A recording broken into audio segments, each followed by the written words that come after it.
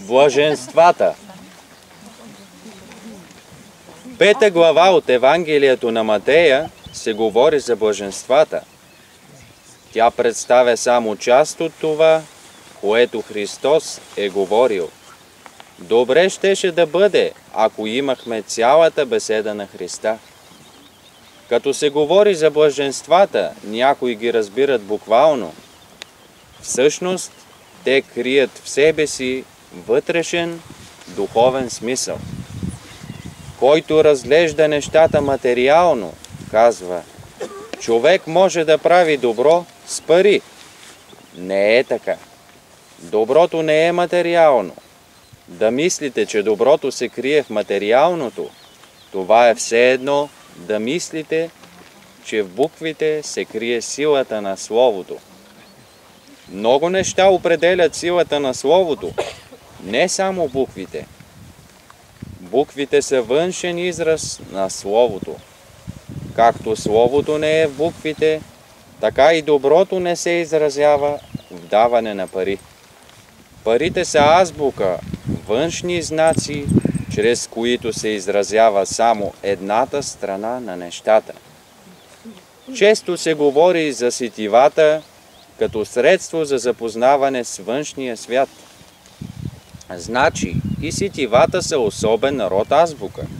5 сетива имаме, значи разполагаме с 5 метода, чрез които се домогваме до 5 различни свята. Зрението ни запознава със светлината, слухът със звука, осезанието с различните промени на температурата. Всяко сетиво е на мястото си. Следователно, страшно е, когато едно от сетивата се развали, обаче от всички сетива най-нужен за физическия свят е вкусът. Когато вкусът се изгуби, човек престава да яде, а след това заедно и животът му се прекратява. Ако човек изгуби зрението или слуха си, все едно, все още може да живее. Изгуби ли вкуса, и животът му се изгубва.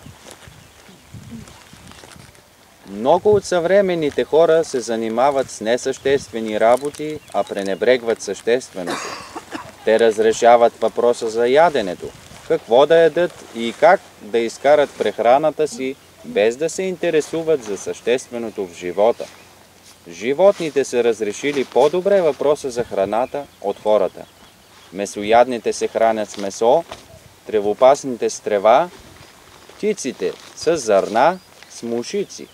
Само човекът се блъска около въпроса за храната и се чуди какво да предпочете – месо, растителна храна или плодове. Тази е причината, дето хората постоянно се тревожат. Ако хлябът им е недостатъчен или ако няма мазнини, захар, те се безпокоят, стават недоволни и нещастни. Наистина, днес липсват много неща. Война има. Преди войната всичко беше в изобилие, хората бяха задоволени. Въпреки това, бяха ли по-добри, отколкото са днес? Ако задоволите всички нужди на човека, ще стане ли толкова добър, колкото трябва? Вярно е, че храната прави човека по-добър, но не само физическата храна. Под храна разбираме онова, което човек възприема чрез ума, сърцето и стомаха си. За ума е нужна умствена храна, за сърцето сърдечна, а за стомаха физическа, материална. Следователно, който храни ума, сърцето и тялото си с чиста, доброкачествена храна, той става добър, разумен човек. Казва се в писанието, че когато Моисей извел евреите от Египет, трябвало дълго време да се хранят с манна. Друга храна нямало в пустинята. Те събирали всеки ден манна, колкото за деня. Само в петък събирали за 2 деня и за събота, защото съботата беше определен ден за Бога. Но за да се осигурят и през другите дни, те събирали повече храна, отколкото им трябвало за деня. За неизпълнение на наредбите трябвало Мойсей да ги наказва. Те често роптаели против манната и съжалявали за вкусната и разнообразна храна, която имали в Египет. Не само евреите, но всички хора разбраха, че осигуряването не помага. Ще вземеш хляб повече, отколкото трябва, но ще го хвърлиш. Ако го оставиш на влажно място, той му хлясва. Ще кажете, че опитахте вече какво значи да живееш с 250-300 грама хляб, и то не чисто пшеничен, но смес от ръж, царевица, соя и други. Сега разбрахте цената на хляба. Мнозина разстроиха стомаха си, разболяха се и изгубиха охота към ядене. Ще кажете, че е опасно да ядете хляб, направен от различни брашна. Опасен и вреден е наистина такъв хляб, но не по-малко опасности се причиняват хората, когато внасят в своето верою различни качества брашно. При това едното качество е вгорчено, другото не е доброкачествено и тъй нататък. Какво ще правите с такова верою? Или ще се откажете от него, или ще се принудите да го приемете. В края на краищата стомахът ви ще се разстрои. И физическата, и духовната, и умствената храна трябва да бъде чиста, доброкачествена и прясна. И тъй, давайте съответна храна на удовете си, за да се развиват правилно. Очите ще храните с мека и приятна светлина. Учете се да разлагате светлината и да се ползвате от различните цветове, както това правят и растенията. В това отношение растенията знаят по-добре изкуството да разлагат светлината и да се ползват от цветовете й. Едни растения си правят червена дреха, други жълта, трети синя и тъй нататък. Ако в човешкия живот преобладаваше червената светлина, хората щяха да бъдат воинствени. Ако преобладаваше портокаления цвят, всички щяха да бъдат крайни индивидуалисти. Всеки ще мисли, че светът е създаден само за него. Ако преобладаваше жълтият цвят, умът щеше да бъде крайно развит. Дето умът на човека е много развит, страданията му са големи. Ако преобладаваше синият цвят, човек щеше да се отличава с чрезмерно развито религиозно чувство. Той щеше да бъде голям догматик. Каквото каже той или в каквото вярва, думата му трябва да се изпълни. Неговото верою е истинно и право. Какво се иска от човека? Да си изработи правилен възглед за живота и за природата. Това се придобива чрез опитностите в живота. Той учи, прилага и така придобива светско и религиозно знание. Като четете Библията, и вие се учите от опитностите на миналите векове. Така се запознавате с живота на древността и дохождате до сегашните времена. Съвременният човек се интересува от всичко, но най-много от това, което лично го засяга. Той се интересува главно от хляба, от жилището, от облеклото си и най-после от знанието. Той иска да знае езици, за да се съобщава с различните народи. Добре е да знаеш езици, да се запознаеш с добродетелите на всеки народ. Но наред с техните добродетели ти ще изучаваш и техните слабости и недъзи. Ако не знаеш френски или друг чужд език, каквото и да ти се говори, добро или лошо, нищо няма да разбереш. Каквито обидни думи и да ти казват, ти ще гледаш спокойно, като че не се отнася до тебе. Езикът на съвременните хора не е още пречистен. Много думи имат лошо значение. Те не отговарят още на името културни, което се дава на някои народи. Както източните, така и западните народи трябва да работят върху езика си, да го пречистят.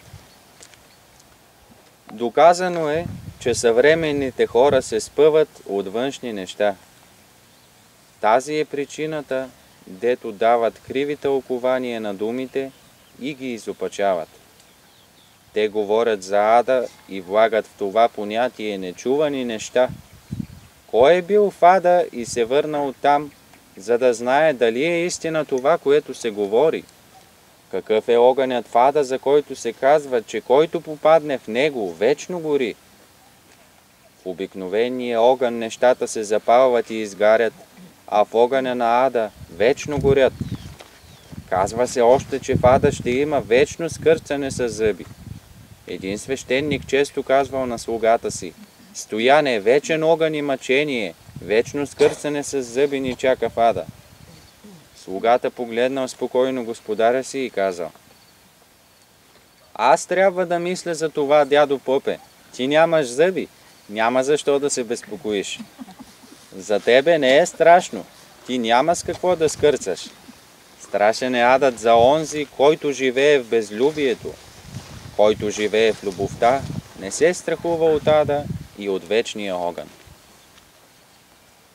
Човек се нуждае от светлина, която постоянно се усилва, но не от обикновената механическа светлина. Като попадне в червения цвят на живата светлина, човек става активен, тя е носителка на живота. Докато е под влиянието на тази светлина, той се радва на здраве и живот. Щом светлината го напусне, той започва да боледува и губи силата си. Колкото повече се намалява влиянието на червения цвят на човека, толкова повече се увеличават болестите в него. Жълтият цвят на светлината оказва влияние върху човешкия ум. Намаляването на този цвят предизвиква тъмнина в ума, неразбиране на нещата и противоречие. Синият цвят влияе върху духовното начало в човека. Той събужда в него любов към Бога и определя отношенията му към божествените прояви. Следователно, без червения цвят човек не може да придобие живота. Без жълтия цвят не може да бъде умен. Без синия цвят не може да бъде религиозен или духовен. Всяка дума носи известен цвят. Кажеш ли на болния една дума, която съдържа червения цвят, той ще оздравее. Кажеш ли на глупавия дума, която съдържа жълтия цвят, той ще поумнее. Кажеш ли на нерелигиозния дума с син цвят, той ще стане религиозен. Често чувате да се говори, че трябва да живеете добре, да бъдете умни, да вярвате в Бога, но нито животът ви става по-добър, нито разумността ви се увеличава, нито ставате вярващи. Защо нищо не постигате? Защото думите, които изговаряте, не съдържат съответните цветове. Какво правят религиозните хора? Те четат Библията, Евангелието, без да разбират дълбокия им смисъл. Те не могат да възприемат цветовете на думите, които четат. Щом не възприемат цветовете им, думите остават неразбрани. Сега и вие четете 5 глава от Матея за блаженствата, без да възприемате светлината, която те съдържат.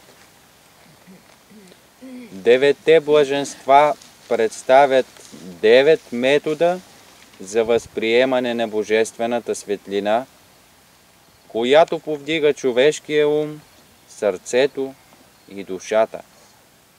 Говори се за нищия духум. Какво може да постигне нищият духум?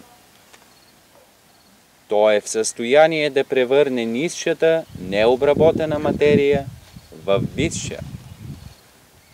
Дайте на нищия духом непрана вълна, той ще я изпере, изпреде, изтъче и ще даде на хората готов плат да си шият дрехи. Блаженни кротките, защото те ще наследят земята. Значи, за да се наследи земята, човек трябва да бъде кротък. Кой човек наричаме кротък? Който има добра обхода със себе си и със своите ближни. Той не влиза в стълкновение с никого. Ще кажете, че кроткият човек не прави зло. Не е въпрос да не прави зло. Важно е да прави добро. Много хора се въздържат от злото, но и добро не правят. Който не прави нито зло, нито добро, все едно, че нищо не прави. Казано е в писанието, че Бог забрани на човека да яде от дървото за познаване на доброто и на злото, но той не послуша. Първите човеци ядаха от това дърво и до днес още хората ядат от забраненото дърво и продължават да правят зло. Крадат, убиват, лъжат. Ще откраднеш хляб или пари от касата и ще ги задържиш за себе си.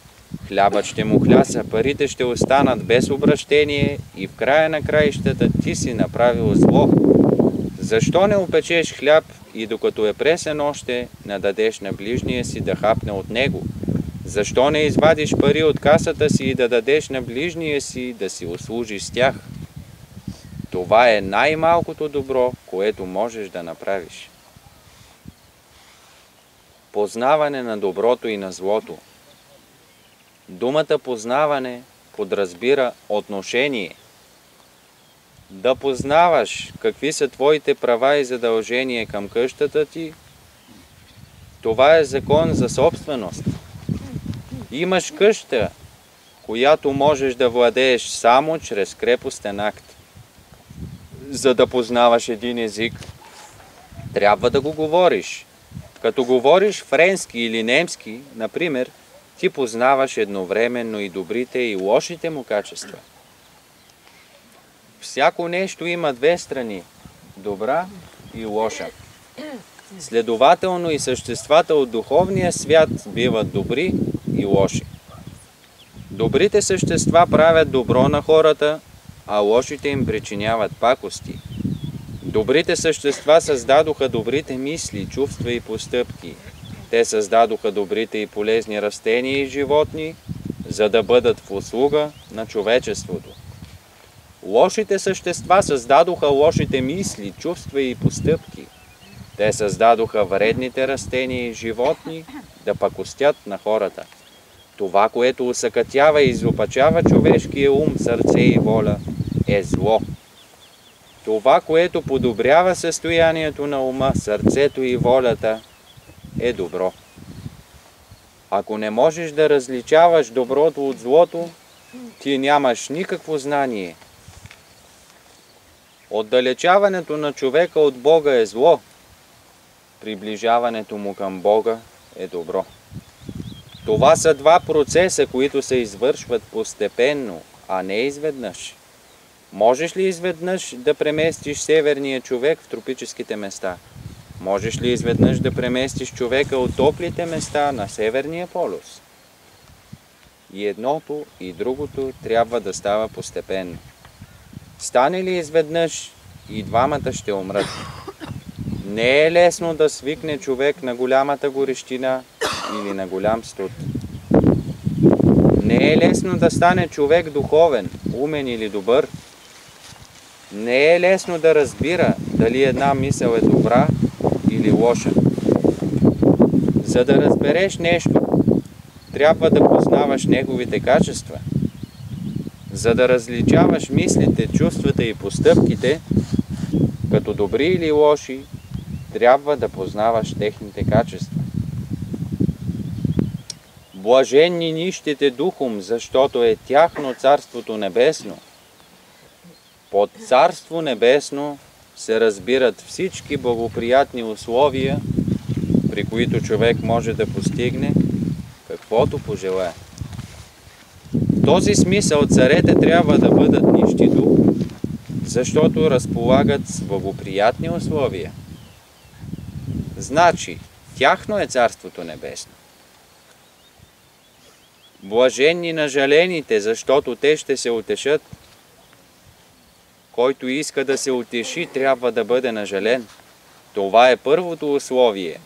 Утехата е проява на Божията любов. Следователно, не можеш да бъдеш утешен, докато не те обичат. Може ли да те утеши онзи, който не те обича? Страшно е положението на човека, когото не обичат. Той минава през големи страдания. Като обичате някого, давате му най-хубавите неща. Ако не го обичате, давате му най-лошите работи. На онзи, когото обичате, давате голямо угощение – печено агне, кокошка или прасенце. Добре е за него, че ще си хапне печено агне, но питайте агнето какво ще каже. Колкото и да го залъгвате, положението му е тежко. Ще го убеждавате, че като влезе във вас, то се повдига. От четвероного животно минава в двуного.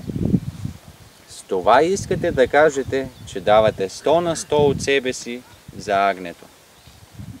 Всъщност, агнето дава нещо от себе си, а не вие. Един турчин отишъл при един банкер да му иска 200 лири на заем.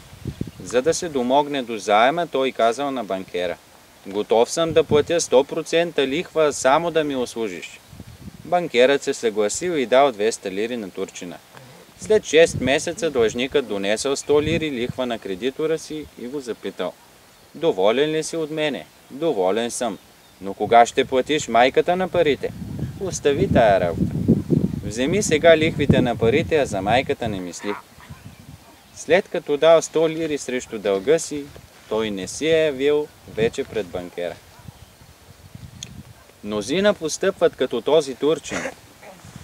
Те се молят на Бога да им даде знание, мъдрост, за да дадат и те нещо на хората. Те искат да се покажат добри, но така не се прави добро. Да направиш добро на ближния си, това значи да му дадеш нещо от себе си. Ако искаш да дадеш плод на човека, не купувай от пазара, но му откъсни от дървото, което сам си посадил. Давай от плодовете на своя труд, на своите добри мисли, чувства и постъпки. Ако искаш да утешиш на жаление, не му цитирай стихове от Евангелието, но посади в земята мисълта, която искаш да му кажеш, и когато порасне и даде плод, предложи му да си хапне. Това значи да дадеш, да даваш на ближния си от доброто, което носиш в себе си. Как ще предадеш вяра на човека, ако сам я нямаш? Как ще направиш човека кротък, ако сам нямаш кротост? Как ще обясниш безкористието? Нищият духом е абсолютно безкористен. Блаженни милостивите, защото те помилвани ще бъдат. Как ще проявиш милосърдието, ако сам не си милосърден? Милосърдният слиза до нивото, дето живеят обикновените хора. Ако търсите милостиви хора, ще ги намерите между бедните, страдащите, болните. Достатъчно е да отидете в един от крайните квартали на Лондон и Ню Йорк, да опитате доколко сте милосърдни. Там ще срещнете множество момчета и момичета, които не знаят майка си и баща си. Те се намират в крайна мизерия, боси, укъсани, гладни, бездомници. Ако тук не се трогне сърцето ви, ще знаете, че не сте милосърдни. За да минеш от единия край на този квартал до другия, трябва да има стражар да те пази. Жалко е положението на тези хора. Мизерията е изопачила човешкия образ в тях. Като изучава проявите си, човек дохожда до същите състояния, в които се намират жителите на крайните квартали в големите столици. Като не обичате някого, готови сте да се нахвърлите върху него, да го биете, да го задушите. Ако го обичате, готови сте да му дадете всичко, което имате. пари, дрехи, обуща и така нататък. Коя е причината за крайностите, в които човек изпада? Връзката му с два различни свята. Докато не познава и двата свята и не различава проявите им, човек всякога се натъква на различни влияния. Както не е все едно дали химикът получава вода или някое експлозивно вещество, така не е все едно с кой свят ще се свърже човек, с възвишения или с нисшия. Някои думи, с които си служат хората, имат свойствата на водата. Чистят, освежават, възрастват. Други думи са подобни на азотната киселина. Дето паднат, всичко изгарят. За да не причинявате пакости на себе си, нито на своите ближни, служете си с думи, които приличат на водата, а не с такива, подобни на азотната киселина. Ако капне вода на дрехата ви, не причинява зло. Капне ли азотна киселина, дрехата изгаре. Всяко нещо, което разваля добрите мисли, чувства и постъпки, е азотна киселина. Под азотна киселина окултистите разбират човек крайно самостоятелен, горд. Значи гордостта се дължи на присъствието на азота в човешкия организъм. Като елемент азотът е крайно инертен, неактивен, не влиза лесно в съединение с другите елементи.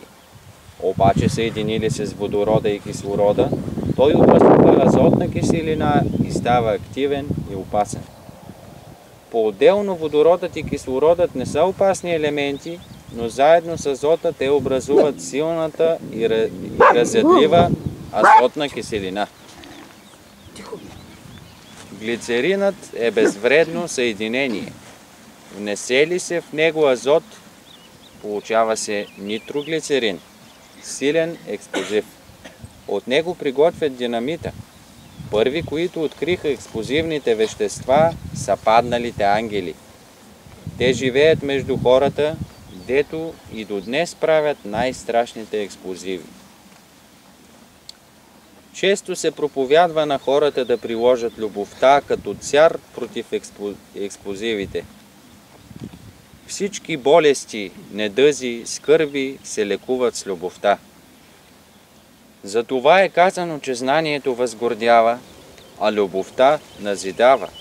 Знание без любов носи нещастие, знание с любов носи благословение. Живот, в който гордостта се проявява, носи нещастие. Живот, роден от любовта, носи щастие. Който търси щастие без любов, той е на крив път. Не можеш да бъдеш щастлив, когато окръжаващите живеят в безлюбие. Не можеш да бъдеш щастлив, когато окръжаващите са нещастни. Ако не знаеш как да възприемеш любовта и как да я предадеш, не можеш да бъдеш щастлив. Да възприемеш любовта за себе си и да я запазиш чиста, както излиза от Бога, това наричаме любов. Да предадеш любовта на ближните си така чиста, както си я приел, това наричаме обич.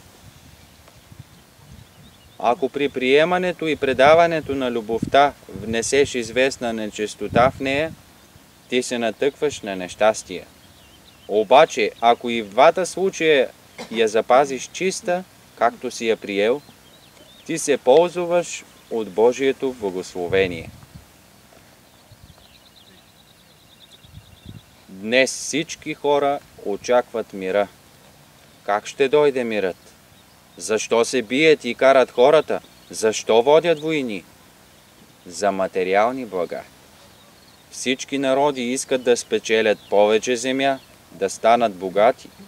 Вечният мир ще дойде, когато хората се научат да възприемат и предават любовта така чиста, както са я приели от Бога.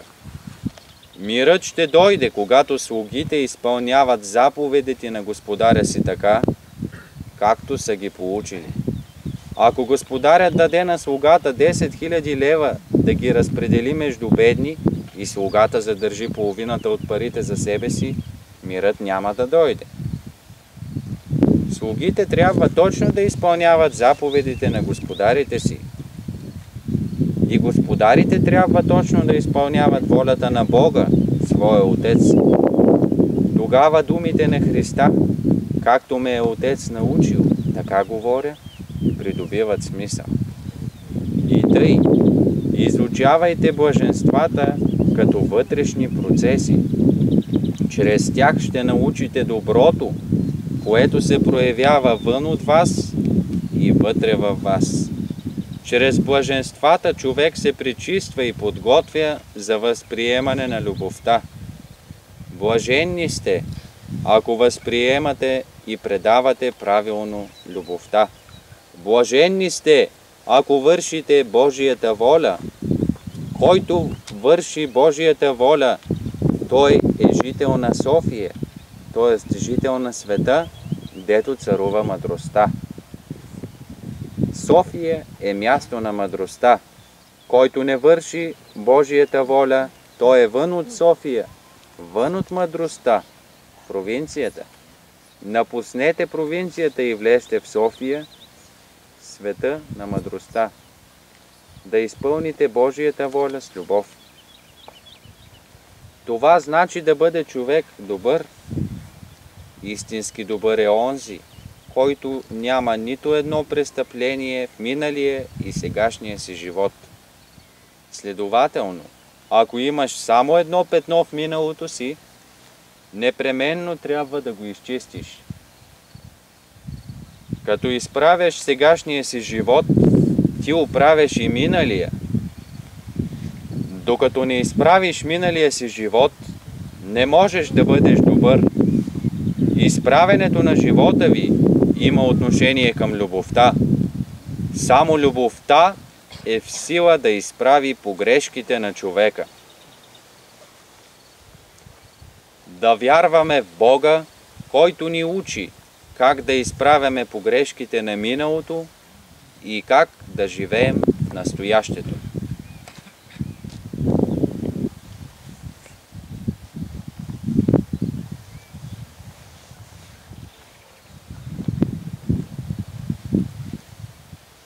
Беседа от учителя, държана на 5 септември 1943 г., 5 часа, София, Изгрев. От томчето Вечното благо, съборни беседи.